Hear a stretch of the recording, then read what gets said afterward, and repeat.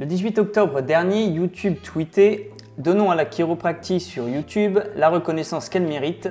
Je pourrais entendre ses os craquer pendant des heures. » 3 jours après, sur la chaîne de Sam, on pouvait entendre ça. En bref, toujours YouTube qui nous a fait un gros fail en postant ce tweet. Donnons à la chiropratique sur YouTube le mérite qui lui revient. Je pourrais écouter ses os craquer pendant des heures. La chiropratique est une pseudomédecine basée sur l'idée que craquer les os soigne. Je rappelle tant pour l'ostéo que pour la chiro que non, aucun de ces praticiens ne remet physiquement vos os en place. Le craquement que vous sentez est similaire au craquement des doigts. Et ça n'a, en tout cas sur le plan scientifique, jamais démontré avoir un effet bénéfique ou négatif. Donc je répète, chiropratique et ostéopathie, vos os ne sont pas déplacés. Ça ne s'est jamais observé sur le moindre scanner, ni avant ni après craquement. Les douleurs que vous ressentez sont en fait d'ordre musculaire ou nerveuse, et oh comme c'est étrange, c'est justement sur ce type de douleur que les effets contextuels dont fait partie le placebo ont le plus d'effets, d'efficacité. Enfin bref, on va pas l'ingénieur, mais quand vous avez un os qui se déplace réellement, ben vous êtes aux urgences en train de hurler de douleur. Voyez les sources pour tout complément d'information. Alors pour bien comprendre ce qui s'est passé là, peut-être que quelques explications s'imposent. Déjà, pourquoi YouTube tweet ça? Il faut savoir qu'aux États-Unis, la chiropraxie est beaucoup plus pratiquée que chez nous. Il y a un vrai diplôme d'État qui la sanctionne, comme nous maintenant en France. Et il y a beaucoup de chiropracteurs et c'est une médecine reconnue depuis très longtemps. De ce fait, et de fait aussi de l'esprit un peu plus libéral que chez nous, il y a énormément de vidéos sur YouTube de techniques de chiropratique avec pas mal de best-of où on entend des os craquer, alors des manipulations cervicales au niveau des doigts, au niveau des épaules, au niveau des genoux, d'à peu près tout. Good. Good. Oh my God. Twist this way. Good. Good. Et ce sont des vidéos qui marchent très fort. Donc moi-même, je regarde de temps en temps, un peu pour voir les techniques qu'ils utilisent, me tenir au courant. Et c'est des vidéos qui font plusieurs millions de vues. C'est quelque chose de répandu et qu'il y a énormément de monde qui aime bien apparemment regarder ce type de vidéos. Donc YouTube faisait référence en fait à ce mouvement un petit peu, ce type de vidéo qu'on a chez nous très peu en France. Alors ensuite, la chaîne de Sam qui répond, enfin c'est Mr Sam pour être plus précis, qui répond à ce tweet. En fait, Mr Sam, c'est une chaîne qui utilise la méthode zététique, comme d'autres chaînes que vous connaissez certainement, Hygiène mentale, Défécateur, La tronche en biais. Voilà, c'est les 3 qui me viennent en tête, mais il y en a d'autres chaînes de zététique. Alors, la zététique, qu'est-ce que c'est? La zététique, c'est un mouvement qui a l'esprit critique sur la plupart des informations qu'on vous donne. C'est l'art du doute, être sceptique, avoir l'esprit critique, voilà. Et qui utilise des méthodes de réflexion qui sont relativement normées pour savoir si un argument est acceptable ou non. Donc, vous irez voir sur ces chaînes, ils expliquent bien mieux que moi ce que c'est, mais c'est grossièrement l'art du doute et remettre en cause toutes les informations qu'on vous donne et les vérifier scientifiquement par des données. Et on utilise certains outils comme le rasoir d'Occam qui dit que, grossièrement, c'est souvent la solution la plus simple qui est la réponse juste, par défaut en fait. Voilà. Donc, c'est une chaîne Mr Sam que je suis régulièrement, non pas parce que je suis régulièrement d'accord avec lui, même je suis très régulièrement en désaccord avec lui, mais je trouve qu'il est relativement honnête dans ses arguments et surtout dans sa façon d'écouter les arguments des adversaires. Il essaye toujours de se renseigner pour avoir sur les études scientifiques qui sont parues pour avoir en fait des données qui sont justes et il va faire l'effort régulièrement de vérifier les données qu'on lui donne dans ses contre-arguments. Donc voilà, je vous encourage à aller vérifier un peu ce qu'il dit. Donc on va rapidement analyser ce qu'il nous raconte pendant 2 minutes sur l'ostéopathie et la chiropractie. En bref, toujours YouTube qui nous a fait un gros fail en postant ce tweet. Donnons à la chiropratique sur YouTube le mérite qui lui revient. Je pourrais écouter ses os craquer pendant des heures. La chiropratique est une pseudomédecine basée sur l'idée que craquer les os soigne. Alors, pseudomédecine, ok. Chiropractique, il utilise pseudomédecine aussi pour l'ostéopathie un peu plus tard. Alors, pourquoi pseudomédecine? Parce qu'il y a certaines méthodes, en tout cas en ce qui concerne l'ostéopathie, ce que je connais, il y a certaines méthodes qui ne sont pas reconnues scientifiquement, telles que les méthodes crâniennes, où on présuppose la mobilité ou la motilité des os du crâne les uns par rapport aux autres. et les méthodes viscérales, enfin les techniques pardon, viscérales. On utilise bien entendu plein d'autres outils, certains qui sont beaucoup plus reconnus que d'autres, mais en effet il y a certaines méthodes qui sont enseignées donc, dans l'enseignement reconnu au niveau national de l'ostéopathie. Il y a des techniques qui ne sont pas réellement reconnues scientifiquement ou qui en tout cas manquent d'études pour qu'elles le soient. Donc pseudo-médecine, on peut utiliser ce terme-là. Moi, je trouve ça relativement avec une connotation péjorative. Donc nous, lors de notre enseignement, on nous a appris de qualifier l'ostéopathie d'art, éventuellement de science, mais pareil, science, ça ne fait pas encore consensus puisqu'on manque de données sur l'ostéopathie ou sur la chiropraxie. Donc pour le moment, se cantonner à l'ostéopathie est un art.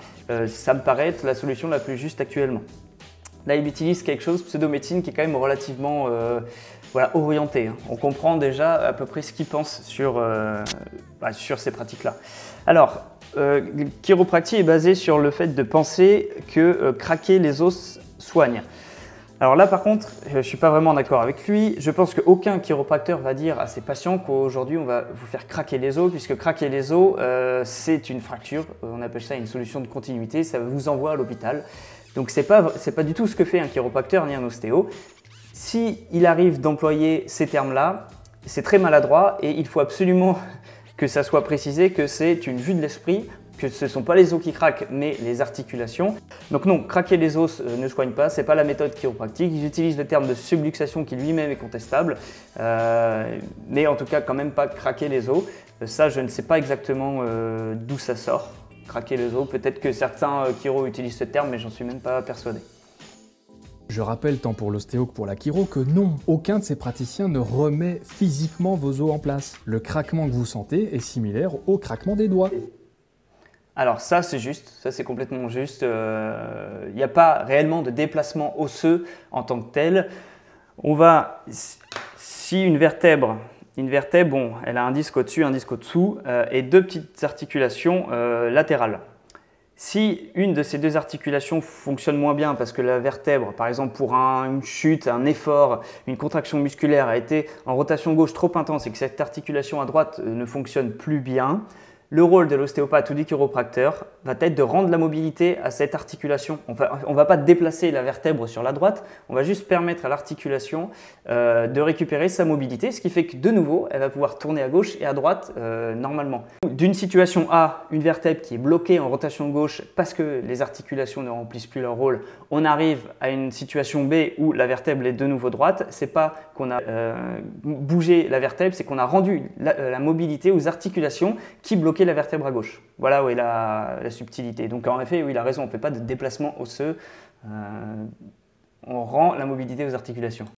Et ça n'a, en tout cas sur le plan scientifique, jamais démontré avoir un effet bénéfique ou négatif.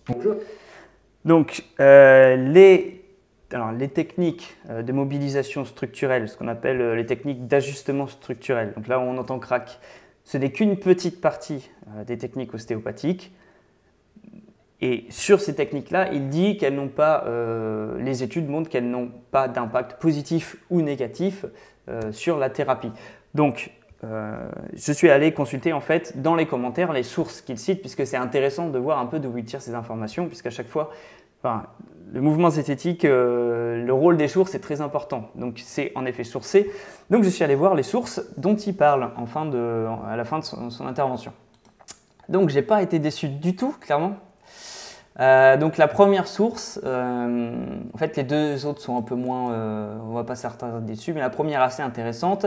La première, le site s'appelle quand même Ostéostop, voilà, Ostéostop, pour en finir avec l'ostéopathie, carrément. Site d'information scientifique sur une arnaque pseudo-médicale. Voilà, donc en fait le gars ne laisse pas de suspense du tout, quoi. C'est vraiment... Voilà, c'est direct, c'est relativement direct comme titre de site. Le gars ne rigole pas, on sait à qui on a affaire tout de suite, quoi. Alors du coup, on arrive en fait avec le lien de Mister Sam, on arrive directement sur la page des études. Alors il y a plusieurs parties dans ce site, il y a plusieurs menus, donc je vous laisse aller jeter un œil si ça vous intéresse. Et donc sur la page des études, en fait, ce qui est relativement étonnant, c'est qu'il y a 1, 2, 3, 4 études. Et que ces études, je les ai toutes regardées et étudiées, hein, justement, elles sont toutes en anglais. En fait, ces études sont relativement positives à l'égard de ce type de manipulation dans l'ensemble. Alors, on va prendre la première. À chaque fois, je vais simplement vous lire les conclusions de l'étude parce que j'ai déjà regardé les processus et le nombre de patients, etc. Bon, il y a plusieurs choses qui sont détaillées. Si ça vous intéresse, vous pouvez aller voir directement sur ce site et voir, même en cliquant sur les liens qui sont proposés, vous avez accès à toute l'étude en entier en anglais la plupart du temps. Alors, donc la première étude qui date de 2004, c'est bien ça. En fait, elle compare le résultat des techniques donc, de manipulation structurelle avec les techniques conventionnelles, c'est-à-dire l'intervention d'un médecin généraliste, la prise d'analgésiques ou la thérapie physical therapy, donc je suppose que c'est de la kiné, et des exercices.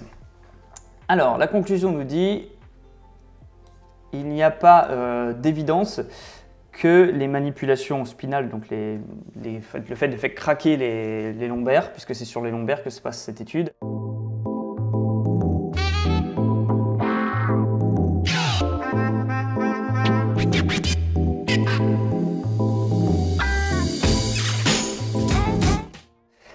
Donc en gros, on n'a pas de résultats supérieurs avec des techniques qui font craquer plutôt qu'avec des techniques classiques. Alors, à la limite, si on a les mêmes résultats que quelqu'un qui prend des analgésiques, moi je suis tout à fait d'accord pour accepter le résultat de cette étude-là. C'est-à-dire quand même on arrive à une situation où le patient n'a pas besoin de prendre de médicaments, c'est-à-dire d'avoir tous les effets secondaires déjà d'un principe actif d'un médicament. Il évite aussi l'effet de premier passage hépatique, sans parler des problématiques environnementales que pose en général, en global, la prise de médicaments. Il faut savoir que à chaque fois qu'on prend des médicaments, il y a une partie du principe actif qui se retrouve au bout d'un moment dans les égouts et dans les rivières. Et il y a de plus en plus d'études qui étudient justement l'impact de la prise de médicaments de masse, qui commencent à aborder le sujet, je vous le mettrai en lien, pour voir un petit peu quel impact ça a sur la faune et la flore globale, la prise de médicaments. Donc, si nous, avec nos techniques ostéopathiques, on peut éviter effets secondaires, effets de premier passage hépatique et impact environnemental d'un traitement classique à base d'analgésiques, qui a, sans parler des effets secondaires avec la fatigue, etc., eh bien moi je suis d'accord, complètement, j'encourage, je ne peux que être positif quant à l'impact de la physiothérapie ou de la chiropractie sur un malade, si on peut lui éviter de prendre un traitement médicamenteux. Je trouve ça, voilà, donc à la limite, cette étude n'est pas négative quant à l'impact de ce type de techniques, qui, je le rappelle, ne sont qu'une petite partie du traitement. Alors, la deuxième étude, 2004 aussi, 1300 patients. Alors là, c'est sur l'impact économique des manipulations, puisque si vous avez mal au dos, que vous allez voir un praticien qui vous soigne mal, vous allez être obligé d'en voir un deuxième, puis un troisième, puis un quatrième, et ça coûte très cher à la société, ou ça coûte très cher aux patients. Du coup, en fait, l'impact des différentes médecines a aussi un impact financier qui est étudié. Alors, la conclusion, les manipulations spinales, donc toujours les manipulations lombaires, is a cost-effective addition to best care. Ça veut dire que c'est efficace au niveau financier.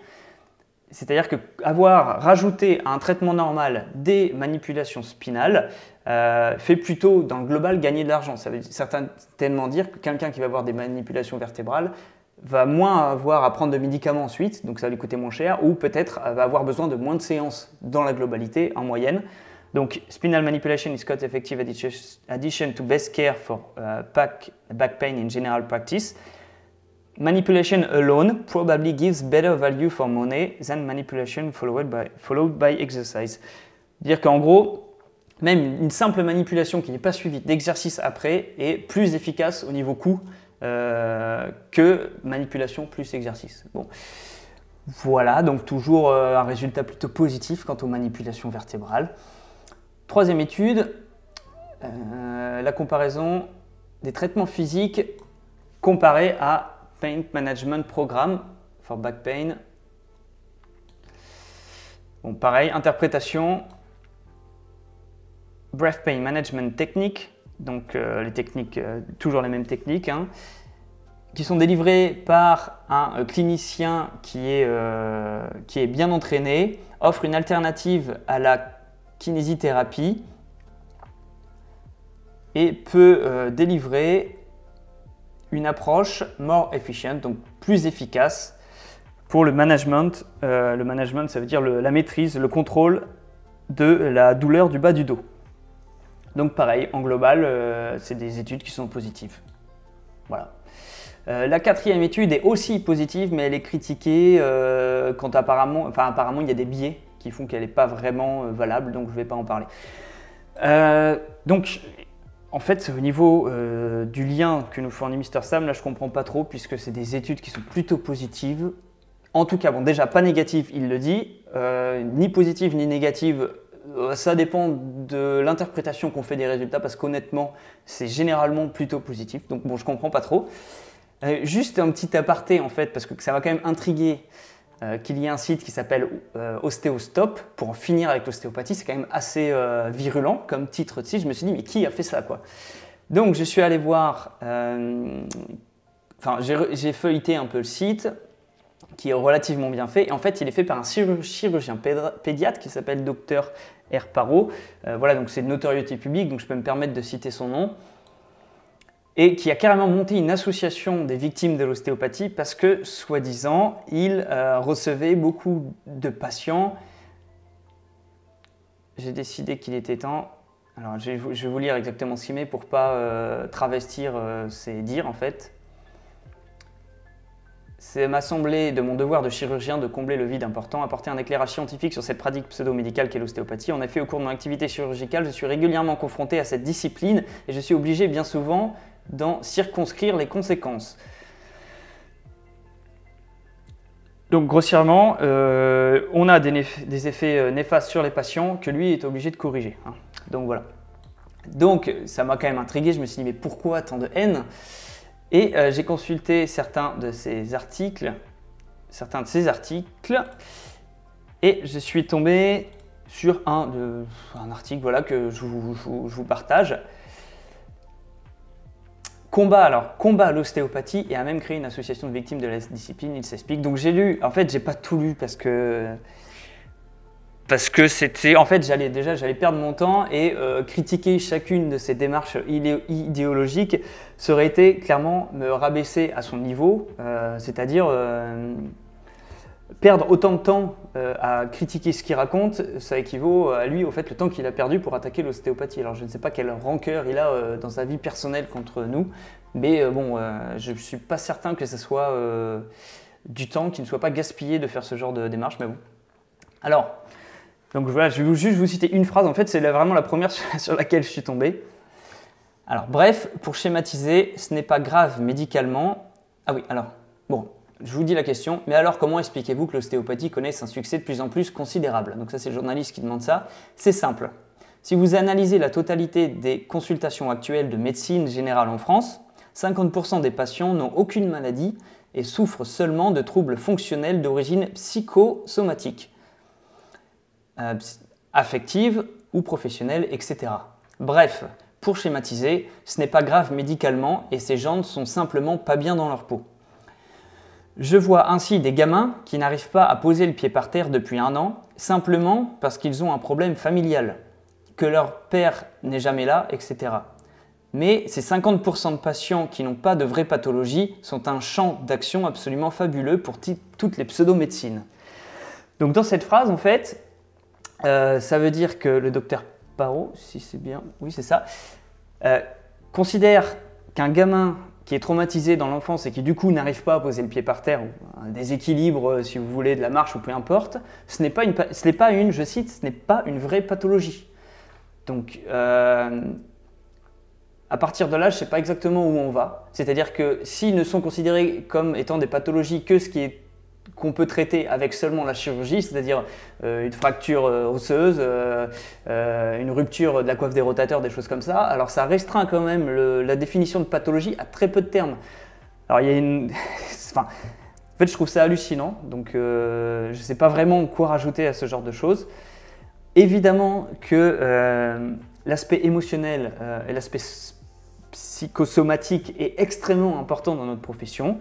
On y est confronté en permanence et à une partie des gens qui vient en effet nous voir pour des troubles psychosomatiques, c'est-à-dire, il y a une grosse partie de nos séances qui sont dues à du stress, ça c'est évident. Donc déjà, toutes ces séances qui sont dues à du stress, qui entraînent des contractions musculaires qui vont dérégler notre posture, une mauvaise habitude de travail, l'hypertension artérielle qui va provoquer d'autres désordres, il y a énormément de choses qui viennent de troubles psychosomatiques. Donc si vous soignez la personne sans vous occuper des troubles psychosomatiques, parce que vous considérez que ce n'est pas une vraie pathologie, mais vous passez à côté de 50% des diagnostics. Enfin, c'est impensable d'écrire ça dans un journal, quoi, clairement. Donc, alors, je ne sais pas exactement où il veut en venir. Alors, j'ai lu 2-3 autres choses que j'ai trouvées aberrantes aussi. Donc, en fait, bon, j'ai arrêté de lire cette interview. C'est un peu pour vous donner l'ordre du type de sources qui sont présentées dans ce site-là, Stop Ostéopathie. Bon, voilà, à la limite, si nos contradicteurs ont tous ce courant de pensée-là, c'est pas bien grave pour nous. Enfin, en tout cas, c'est pas vraiment ce qui va nous... c'est pas ce qui va être nocif pour la profession d'ostéopathie ou de chiropraxie, c'est certain. Voilà, alors on en a fini avec lui. On va passer aux 2 autres sites. Donc alors le deuxième site, c'est Wikipédia tout simplement. Alors en fait, voilà, ça parle de la chiropraxie. Alors Wikipédia essaye d'être globalement équilibré. Donc il y a aussi une partie critique. Dans tout l'article sur la chiropraxie, il y a une partie critique de l'efficacité et de l'innocuité de la chiropraxie. La première phrase, c'est « Les études concernant l'efficacité de la chiropratique sont souvent accusées d'être biaisées et dans le monde de la médecine, la pratique chiropratique est critiquée. » Donc après, voilà, vous avez des critiques de certaines sociétés médicales, voilà, qui sont expliquées, qui remettent en cause l'efficacité de la chiropraxie. Bon ben voilà. Critique des principes théoriques, je lis la première phrase. La théorie de la subluxation, fondement historique de la chiropraxie, est rarement évoquée avec les patients. En effet, alors je ne connais pas grand-chose en chiropraxie au niveau des principes, etc. Donc je ne vais pas m'attarder là-dessus. Mais en effet, la subluxation, c'est quand une surface articulaire est en partie plus en contact avec la surface articulaire de l'autre segment osseux. Donc, en fait, c'est pas ça que les chiropracteurs traitent clairement, puisque ça se voit à la limite quand vous avez subluxation d'une rotule ou d'un épaule, c'est quand l'épaule sort puis revient en place, si vous voulez, des choses comme ça. En effet, là, il y a eu un abus au niveau du terme, mais je pense que la plupart des chiropracteurs savent que ce ne sont pas vraiment des subluxations qu'ils sont en train de traiter, ça me paraît évident, vu le nombre d'heures d'anatomie qu'on se tape, que ce soit en chiropratie ou en ostéopathie. Il est certain qu'ils font la différence entre une subluxation et un manque de mobilité. Donc voilà. Donc c'est Wikipédia qui met en avant les contradictions aussi de la pratique de chiropraxie. Et c'est très bien que, enfin on le sait, qu'il y a des critiques donc ils en parlent aussi. Donc c'est bien d'avoir un esprit de contradiction. Enfin, un troisième site un peu plus complet qui s'appelle Les Pseudomédecines. C'est le nom, enfin c'est un blog. Donc là, pareil, au niveau de la source, c'est la troisième source citée par Mr Sam. Il met en avant, si vous voulez, les contradictions que peut avoir l'ostéopathie, mais c'est surtout un historique de l'évolution de l'ostéopathie au fil du temps. Donc c'est relativement intéressant et il y a quelques petites phrases un petit peu piquantes de sa part qui alors je vais vous les lire comme ça vous allez voir. Les bases de l'ostéopathie. Certains ostéopathes convaincus prétendent avoir appris des choses extraordinaires, un dialogue avec le corps, 3 petits points, une approche globale de la santé. Voyons un peu ce qu'il en est. Donc bon, il fait des citations de personnes, certains ostéopathes convaincus, qui parlez-vous bon, c'est pas... Oui, voilà. Le second principe est celui de l'auto-guérison. Donc en effet, le second principe est celui de l'auto-guérison. Le corps possède par lui-même les moyens de surmonter la maladie. Voilà. Commentaire de l'auteur. Si c'était toujours vrai, cela finirait par se savoir. Bon, le corps possède par lui-même les moyens de surmonter la maladie. Oui, moi ça c'est quelque chose dont je suis certain et je suis vraiment prêt à le défendre. Faut savoir qu'on est en permanence en train de contrer la maladie. C'est-à-dire que vous êtes malade de temps en temps, mais votre corps est en permanence en train de tuer des bactéries et des virus qui sont un début de maladie. Vous êtes malade que quand le virus ou la bactérie a réussi à prendre le dessus sur les défenses immunitaires. Et ensuite, il y a tout un processus de défense immunitaire qui se met en place et qui réussit à vous guérir la plupart du temps dans les jours qui suivent.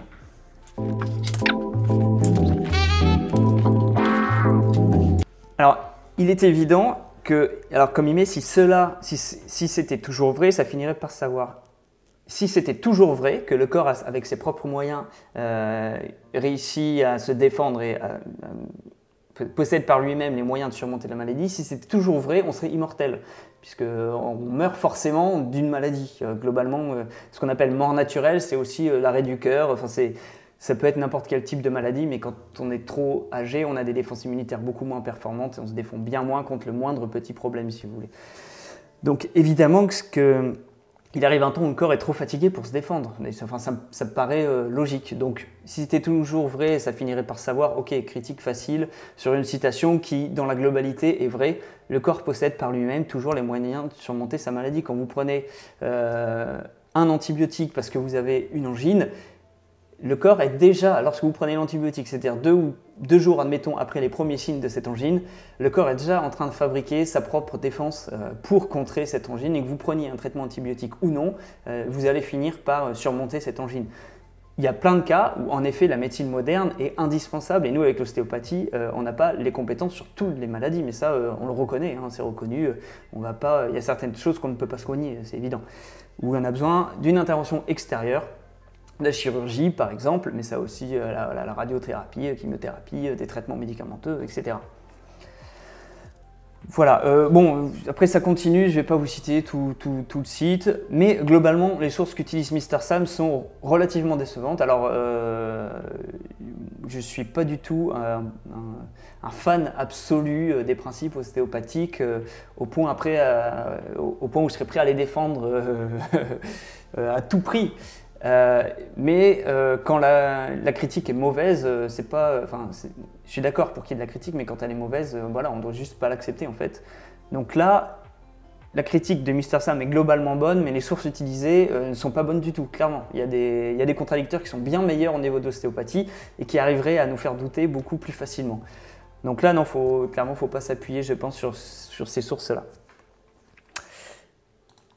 Pour finir sur ce que dit Mr Sam. Je répète, chiropratique et ostéopathie, vos os ne sont pas déplacés. Ça ne s'est jamais observé sur le moindre scanner, ni avant ni après craquement. Les douleurs que vous ressentez sont en fait d'ordre musculaire ou nerveuse, et oh comme c'est étrange, c'est justement sur ce type de douleur que les effets contextuels dont fait partie le placebo ont le plus d'effets, d'efficacité. Enfin voilà. Voilà, donc le type de pathologies auxquelles nous sommes confrontés sont soi-disant les pathologies sur lesquelles l'effet placebo a le plus d'impact. Donc, il sous-entend qu'une partie du fait que les gens pensent que nos traitements soient performants vient de l'effet placebo. Ok, certainement, mais c'est certain, comme toutes les médecines, quoi. Enfin, il y a de l'effet placebo dans toutes les médecines. La prise de médicaments, on vous met une gélule de sucre, il y a quand même 30% des patients qui se sentent mieux alors qu'il n'y a rien dans ce médicament. Et oui, bien entendu, l'effet placebo intervient dans toutes les médecines. Je suppose qu'il n'y a pas une seule médecine, un type de médecine ou pseudo-médecine comme ils les appellent, où l'effet placebo n'intervient pas. Donc oui. Bref, on va pas l'ingénieur, mais quand vous avez un os qui se déplace réellement, vous êtes aux urgences en train de hurler de douleur. Voyez les sources pour tout complément d'information. En tout cas voilà, YouTube c'est carrément n'importe quoi. Vous déclarez d'un côté vouloir limiter la visibilité des contenus conspirationnistes, si ça veut dire quelque chose, et de l'autre côté vous allez mettre en avant des pratiques pseudo-médicales. Je veux dire, achetez-vous une éthique une bonne fois pour toutes, ou bien renseignez-vous auprès des vulgarisateurs que vous hébergez. Hein, je sais pas, c'est une idée comme ça. Alors associer un poste de soutien entre guillemets à la reconnaissance des chiropracteurs sur YouTube et les théories du complot, c'est quand même très osé. Hein. Voilà, on est d'accord là-dessus. Je m'énerve, mais sérieux. Sérieux, YouTube. Donc voilà, pour ce qui est de la petite actualité de la semaine, voilà, ça m'a fait rigoler en fait de tomber par hasard sur une partie qui concernait l'ostéopathie et la chiropractie, sur des vidéos que je regarde au quotidien. Voilà, bon, je vais vous tenir un petit peu au courant dans les jours qui suivent, une fois que j'aurai fini mon bouquin sur les rhumatismes et les liens avec l'alimentation, entre autres. Donc n'hésitez pas à vous abonner à la chaîne et voilà, à mettre un petit like et à partager aussi si vous avez des personnes qui sont intéressées par la chiropractie ou l'ostéopathie ou par la zététique, par exemple. Voilà, allez, bonne journée.